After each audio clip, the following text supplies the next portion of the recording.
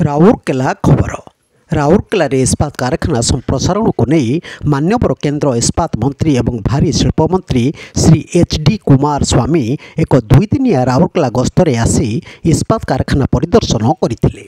गत 18 तारिख रे तांको सहित सुश्री अनिता कुमार स्वामी सेल्र अध्यक्ष तथा परिचालना निर्देशक सीएमडी श्री अमरेंद्र प्रकाश एवं इस्पात मंत्रालय बहु अधिकारी माने गस्तरे सामिल होइथिले।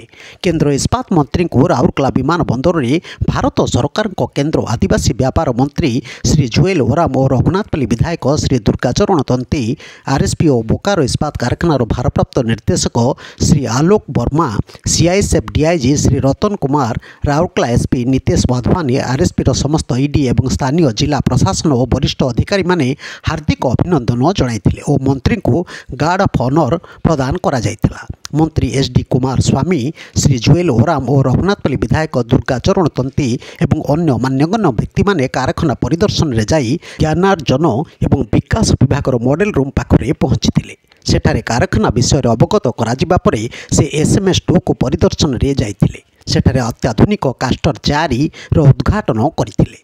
कास्टर 4 रे ऑपरेशन एवं स्लाब कास्टिंग अनुध्यान करने सहित प्रकल्पर सफल कार्यकारिता आरएसपी सामूहिक अभिनंदन जणाइथिले। से तांको भाषण में कहले जे मान्यवर प्रधानमंत्री श्री नरेंद्र मोदी प्रगतिशील नेतृत्व में भारत सरकार आरएसपी अभिवृद्धि और विकास पर समस्त आवश्यक सहायता जोगाई देबाकू प्रतिबद्ध बोली से तांको भाषण में कहथिले।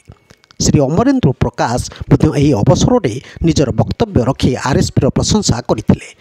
एहा परे मान्यवर मंत्री Kumar Swamy pellet plant coke oven battery 7 प्रकल्प मध्य परिदर्शन करथिले। परे परे से हस्ट्रीप मिल 2 को जाई बुली देखिथिले। एही गस्त समय रे मानव संबल विभाग ईडी श्री तरुण मिश्र, खनि विभाग ईडी श्री B.K. गिरी, कार्य विभाग ईडी श्री विश्वरंजन पलाई, सामग्री परिचालन विभाग ईडी श्री अनिल कुमार, खनि और CMLO ED Shri MP Singh, प्रकल्प विभाग ईडी सुदीप पाल चौधरी उपस्थित थिले।